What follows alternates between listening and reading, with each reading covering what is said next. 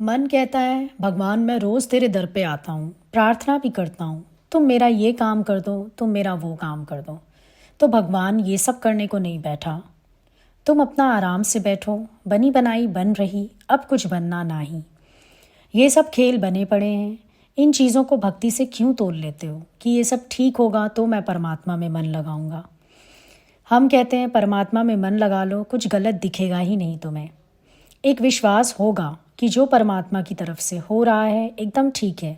लेकिन आप क्या करते हो, कोई भी हालत आती है, भगवत चिंतन छोड़ के उस हालत के चिंतन में पड़ जाते हो और उस हालत का चिंतन कर करके अपने आप को इतना अशांत कर लेते हो, जबकि कोई ज़रूरत नहीं है उस अशांति की। ये अशांति हमने खरीद की है। अभी बच्चा छोटा है, मैं इसके लिए तो सोचूंगा ही, तो क्या भगवान ने सोचना भूल गया? तुम सोचोगे उसके लिए। एक विचार करके देखो, क्या परमात्मा सोचना भूल गया उसके लिए, ऐसे ही टपका दिया उसे? तेरे से पहले भगवान ने उसके लिए सोच रखा है, पर तुम्हें लगता है नहीं, मैं कुछ हूँ, मैं माँ हूँ, मैं बाप हूँ, तो मेरा फ़र्ज़ बनता है सोचना। अब तुम्हारे दिमाग में ये जो पत्थर पड़े हैं ना, उपाधि वाले, फ़र्ज़ वाले, धर्म वाले, कर्तव्यों वाले, ये तुम्हें भक्ति में रमने नहीं देते। ज्ञानी डोरियां किस हिसाब से ढीली छोड़ता है संसार वाली? सिर्फ एक विश्वास के बल पर कि ईश्वर की तरफ से सब बना हुआ है। It is already been done. ज्ञानी एक बात जानता है कि परमात्मा की तरफ से हो चुका है। डायरेक्टर ने पिक्चर ऑलरेडी बना रखी है। हम बजाय ये सोचने के कि ईश्वर ने पहले से सब ड्रामा फिक्स किया हुआ है, हम ये सोचने लगते हैं कि मैं इस ड्रामा को आगे कैसे बढ़ाऊँ। जब जैसे उस पिक्चर में इंटरफेरेंस इम्पॉसिबल है जो हम स्क्रीन पर देखते हैं, तो ईश्वर की इस पिक्चर में तो इंटरफेरेंस एब्सोल्युटली इम्पॉसिबल है। कोई कुछ नहीं कर सकता। सब ने ये पिक्चर देखनी ही है बैठकर। बनी बनाई बन रही, होगा वही जो विधाता ने लिख दिया है। लेख अपने एक्सपीरियंस से पक्का हो जाता है कि कुछ सोचने की ज़रूरत नहीं, हमारे लिए सोचा जा चुका है। गुरु के पास बादशाहत है, कलेश नाम की चीज़ ही नहीं। घरों में जाकर देखो, इतना कलेश है, इतना कलेश है कि कभी कभी तो एक फुल्का खाना भी भारी पड़ जाता है।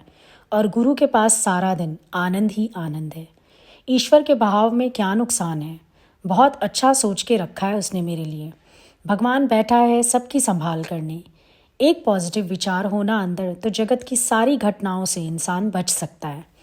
पर जब विचार नहीं होता तो हम बिना मतलब के नरक भोगते रहते हैं। मिलना किसी को कुछ नहीं है, जितना मर्जी कर लो, सिर्फ हैरानी परेशानी हाथ आएगी। लेकिन अगर चल पड़े ईश्वर के मार्ग पर तो कितना आनंद है। गुरु अंदर सब जगत का सफाया कर देता है, और जब अंदर जगत ही ना रहा तो फिर सच्चाई ही सच्चाई, आनंद ही आनंद उसके जीवन में, भले ही परिस्थितियाँ कैसी भी आ जाए। गुरु के दर पे यही तो मज़े हैं। चाहे कितनी भी हालतें आए, चेहरे पर हमेशा मुस्कुराहट होती है, क्योंकि कुछ भी बुरा नहीं भले मन के वास्ते। ईश्वर का काम ईश्वर जाने। गुरु ने हल्का कर दिया इतना। सारे घर के लोग मीटिंग करेंगे, फिक्र करेंगे, पर तुम देखोगे कि तुम्हारे पास बोलने के लिए तो कुछ है ही नहीं। ज़बरदस्ती पार्टिसिपेट करते हो, एक दो बात बोल लेते हो फॉर्मेलिटी के लिए, अदरवाइज़ अंदर वाला तो कहता है ज़रूरत नहीं है, शांत हो जा, सोच मत। सोचने वाले ने सोच रखा है, तुझे क्या सोचना है? कितनी प्यारी जिंदगी गुरु बख्शता है हम लोग को, जरा सोच के देखो। निश्चिंत जीवन। दादा भगवान की इस दरबार में कोई पैर रखे और उसका जीवन निश्चिंत ना हो, ऐसा हो नहीं सकता। आता ही नहीं दिमाग में कल का। आज इतना प्यारा है, इसका एंजॉयमेंट छोड़ के कल की क्या सोचें। और इतना पता है जिसने आज इतना प्यारा रखा है कल और रखेगा, कल उसकी और कृपा मिलेगी। हम क्यों फ़िक्र करें, किसके लिए फ़िक्र करें? हम क्यों ना ईश्वर से नाता जोड़ के अपना आराम से बैठ जाएं। परमात्मा, मैं एक क्षण बात की भी नहीं सोचता। जो तुझे करना है, जो कराना है, वो तेरी मर्जी। सारा दिन जो हम स्वेटर बुनते हैं संकल्प विकल्प के, क्या फ़ायदा निकलता है इससे? तेरी बुद्धि से कोई चलेगा नहीं, तेरे कहने से भगवान का खेल बदलेगा नहीं, तो आराम से बैठो ना, मुस्कुराते रहो, देखो बैठ के। वाह भगवान, जो लीला कर रहे हो बहुत अच्छा, जो हो रहा है बहुत बढ़िया। क्यों फिक्र करते हो जब रक्षक जाग रहा है तुम्हारा? अर्जुन को मारने की प्रतिज्ञा हो गई। भीष्म पितामह ने प्रतिज्ञा कर ली कि कल मैं अर्जुन को मार डालूंगा। भगवान कृष्ण दौड़े दौड़े गए अर्जुन की शिविर में। देखते हैं वो तो टांग पे टांग चढ़ा के सो रहा है। जगाया उसे। तुझे पता है तुझे मारने की प्रतिज्ञा हो चुकी है। बोला तो क्या हो गया, आप जाग रहे हैं ना। जब मेरा रक्षक जाग रहा है तो मैं क्यों क्यों ना सोऊं आराम से। तो हम सबका रक्षक जाग रहा है, नहीं जाग रहा क्या। फिर भगवान को फिक्र हुई, अब मैं कौन सी चाल चलूं जो भीष्म पितामह की प्रतिज्ञा को कट करूं। तब उन्होंने एक युक्ति रची।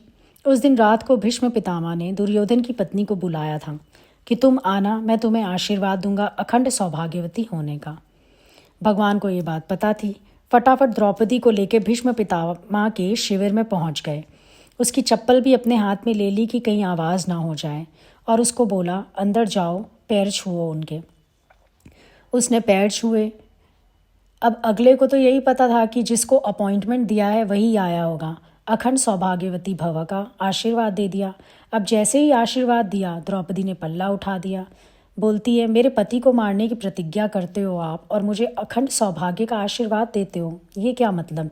बेचारा भीष्म पितामह एक बार तो हक्का बक्का रह गया, लेकिन 1 मिनट में उसका दिमाग चल गया। कहता है, वो कहाँ है। बोली, कौन। कहता है, वही छलिया जो तुम्हें यहाँ लेके आया है, वो कहाँ है। क्योंकि ये तुम्हारा दिमाग तो हो नहीं सकता, ये उसकी ही रणनीति है। भजन आता भी है ना, खुद तो बाहर खड़े रहे, भीतर भेजा पांचाली को। जब रक्षक इतना सुजाग है तो हमारे अंदर कितनी निश्चिंतता होनी चाहिए। हम छोटी छोटी बात पर चिंता, घबराहट और या फिर आशा किसका लेते हैं। बाहर लोगों का, जो स्थूल नाते नज़र आते हैं ना, मन फिर उनका सहारा लेना चाहता है। शायद ये मुझे पार लगा देंगे, ये मेरे काम आ जाएंगे, ये मुझे संभाल लेंगे, जबकि हर रूप में संभालने वाला भगवान स्वयं है।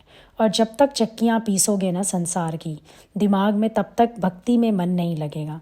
भक्ति में मन उसका लगता है जो इन सब चीज़ों को किनारे करके एकदम ईश्वर पे विश्वास रख के बैठा हुआ है।